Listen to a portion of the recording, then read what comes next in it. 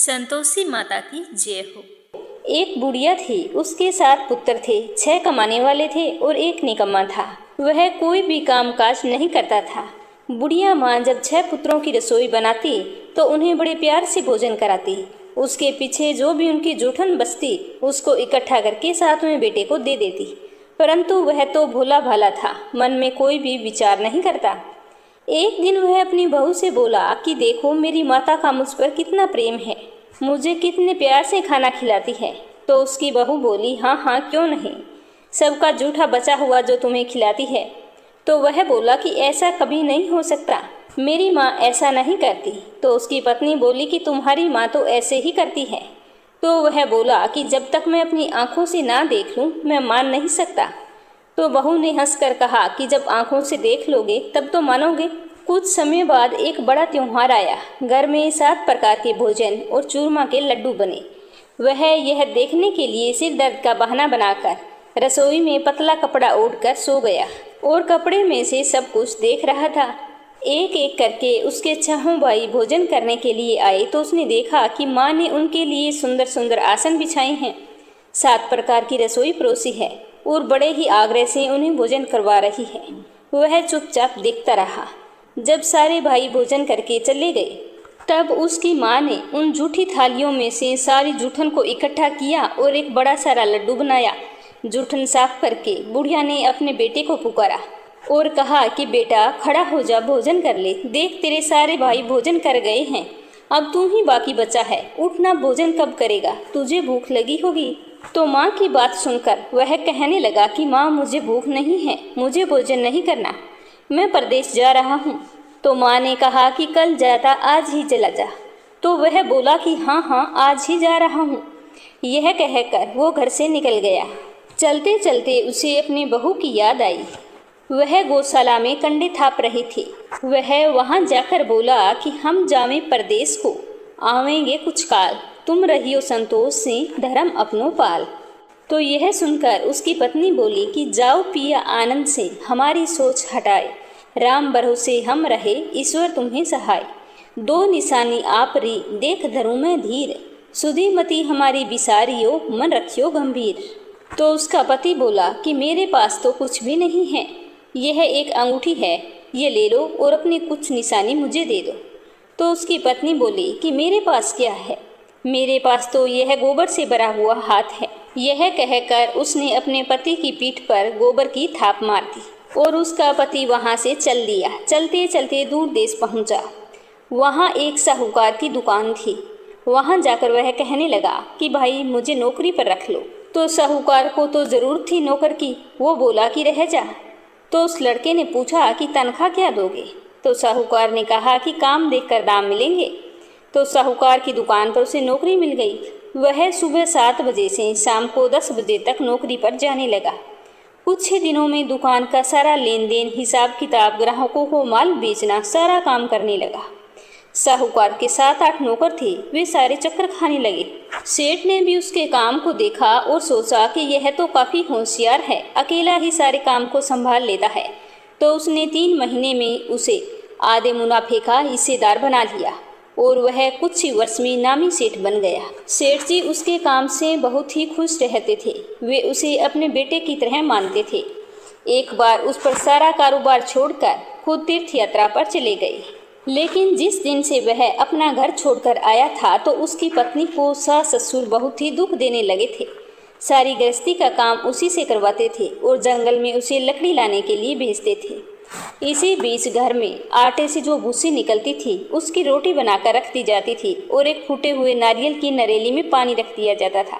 सारा दिन जी तोड़ मेहनत करके बेचारी बहू उन रूखी सूखी भूसी की रोटियों को और नारियल की नरेली में जो पानी होता था उसी से अपना गुजारा कर लेती। उसके दिन बड़े ही कष्टपूर्वक व्यतीत हो रहे थे। एक दिन की बात है, वह लकड़ी लेने जा रही थी तो रास्ते में बहुत सी महिलाएं संतोषी माता का व्रत करते हुए दिखाई दी। तो वह वहां पर खड़ी होकर कथा सुनने लगी।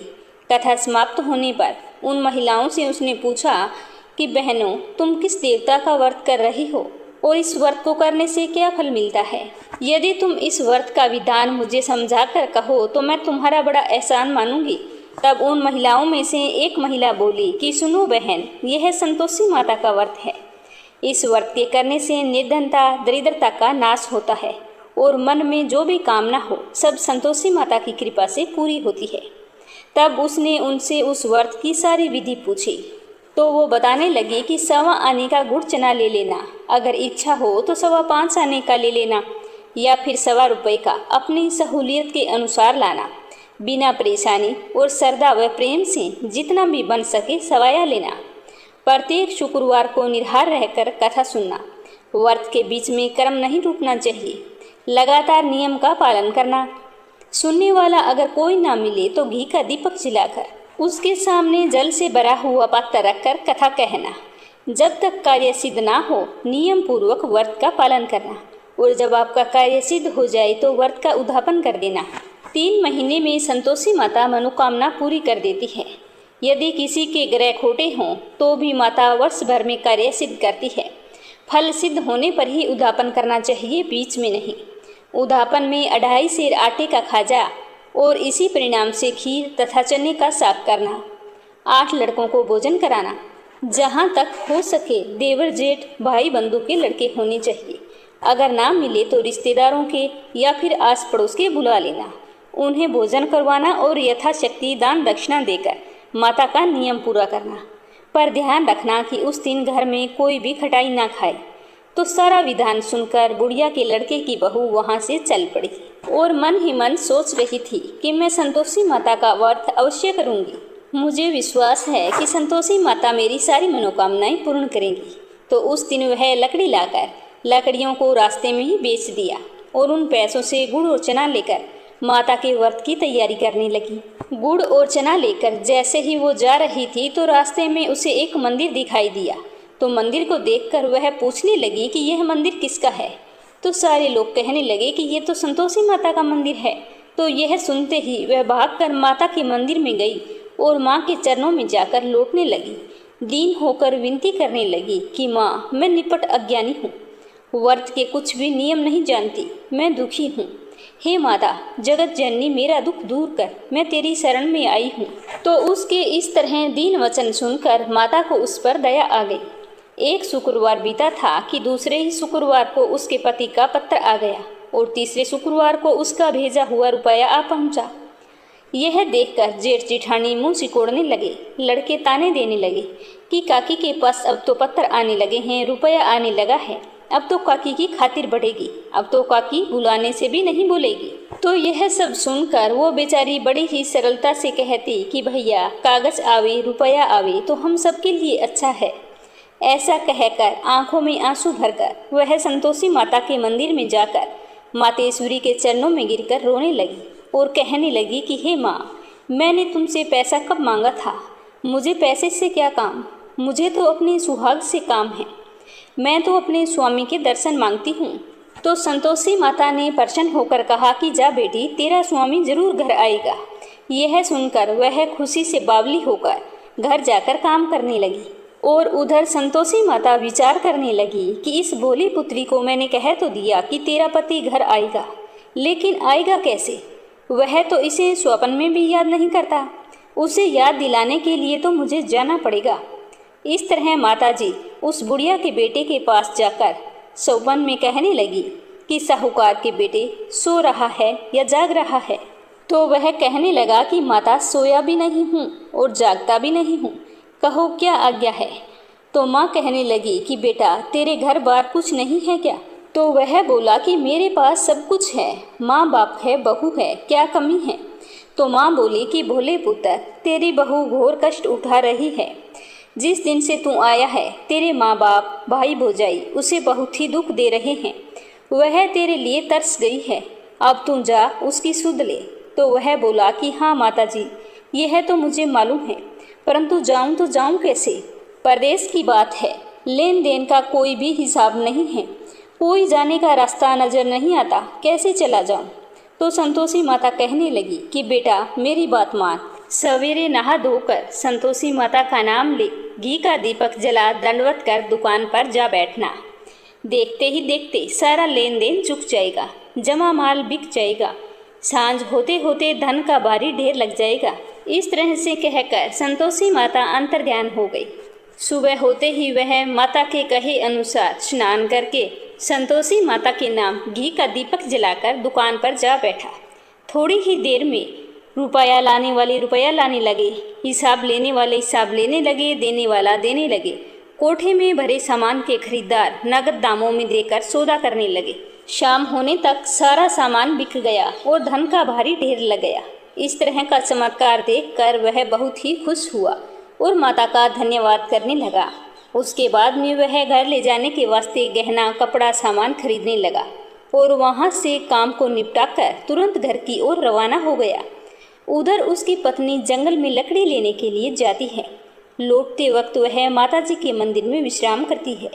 वह तो उसके रोजाना रुकने का स्थान था। धूल उड़ती हुई देखकर वह माता से पूछती है कि हे माता, यह धूल कैसे उड़ रही है? तो माता कहती है कि हे पुत्री, तेरा पति घर आ रहा है। अब तू ऐसा कर, लकड़ियों के 3 बोझे बना ले। एक नदी किनारे रख, दूसरा मेरे मंदिर पर, वह तेरा अपने सर पर। तेरा पति जब नदी किनारे आएगा तो लकड़ियों का गट्ठर देखकर मोह पैदा होगा। वह यहाँ पर रुकेगा, नाश्ता पानी खाकर माँ से मिलने जाएगा। तब तू लकड़ियों का बोझ उठाकर जाना और चौक में डालकर जोर से आवाज़ लगाना कि लो सासू जी, लकड़ियों का गट्ठर लो, भूसी की रोटी दो और फूटे नारियल की नरेली में पानी दो। इतना कहकर फिर बोलना कि माँ, आज मेहमान कौन आया है? तो वह संतोषी माता से बहुत अच्छा कहकर प्रसन्न मन से लकड़ियों के 3 गट्ठर बनाकर लाई। एक नदी किनारे रखा और एक माताजी के मंदिर पर रख दिया।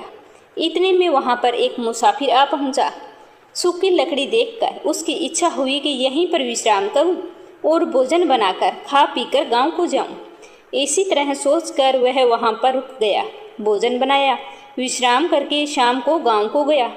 सबसे बड़े प्रेम से मिला। उसी समय सिर पर लकड़ी का गट्ठर लिए हुए वह उतावली सी आती है और लकड़ियों का भारी बोझा आंगन में डालकर जोर से 3 आवाज़ें देती है कि लो सासू जी, लकड़ियों का गट्ठर लो, भूसी की रोटी दो, फूटी नारियल की नरेली में पानी दो। माँ, आज मेहमान कौन आया है? यह सुनकर उसकी सास बाहर आकर अपने दिए हुए तानों को और कष्टों को भुलाने के लिए कहती है कि बहू, तुम ऐसा क्यों बोल रही है? तेरा मालिक ही तो आया है। आ बैठ, मीठा बात खा, भोजन कर, कपड़े गहने पहन। उसकी आवाज़ सुनकर उसका पति बाहर आ जाता है। अंगूठी देखकर बुरी तरह से व्याकुल हो जाता है और अपनी माँ से पूछता है कि माँ, यह कौन है? तो उसकी माँ कहती है कि बेटा, यह तेरी बहू है। जब से तू गया है तब से सारे गांव में भटकती फिरती है, घर का काम काज कुछ करती नहीं है, 4 पहरा कर खा जाती है। तो वह बोला कि ठीक है माँ, मैंने इसे भी देखा है और तुम्हें भी देखा है। अब मुझे दूसरे घर की चाबी दे दो, मैं अब से उसी घर में रहूँगा। तो उसकी माँ बोली कि ठीक है, जैसी तेरी मर्जी। यह कहकर वह उसे दूसरे घर की चाबी दे देती है। तब वह दूसरे मकान की 3री मंजिल का कमरा खोलकर सारा सामान वहाँ पर सजा लेता है। एक ही दिन में राजा के महल जैसा ठाट बाट हो जाता है। दोनों पति पत्नी हंसी खुशी सुखपूर्वक रहने लगती है। इतने में शुक्रवार आ जाता है तो वह अपने पति से कहती है कि मुझे संतोषी माता के व्रत का उद्यापन करना है। तो उसका पति कहता है कि खुशी से कर लो। तो यह सुन वह बड़ी ही खुशी से संतोषी माता के व्रत के उद्यापन की तैयारी करने लगी। सारी तैयारी करके जेठानी के लड़कों को भोजन के लिए कहने के लिए गई। जेठ के घर जाकर जेठानियों से कहा कि मैं शुक्रवार के व्रत का उद्यापन कर रही हूँ, तुम बच्चों को भोजन करने के लिए भेज देना। तो जेठानियों ने उसके सामने तो बड़ी खुशी खुशी हाँ कर दी, परंतु पीछे से अपने बच्चों को सिखाने लगी कि देखो बच्चों, भोजन के समय खटाई मांगना, जिससे तुम्हारे काकी के व्रत का उद्यापन पूरा ना हो। तो बच्चों ने कहा ठीक है। उद्यापन का दिन आया। लड़के भोजन करने के लिए अपने काका के घर आए तो वहाँ पर बड़ी ही श्रद्धापूर्वक विधि विधान से संतोषी माता की पूजा की गई और व्रत कथा भी सुनी।